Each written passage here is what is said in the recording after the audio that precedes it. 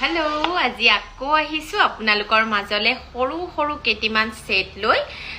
এয়া পাট গলপটা কানফুলিজোৰ এনেকুৱা ধৰণৰ চেইনত হ্যাঙ্গিং হ'ব আৰু খুব ধুনিয়া সকলো ড্ৰেছৰ লগত খুব ধুনিয়াকে মিলিব যদিহে আপোনালোকে অৰ্ডাৰ কৰিব বিচাৰে তেতিয়া হলে স্ক্ৰিনশ্বট এটা ৰাখিব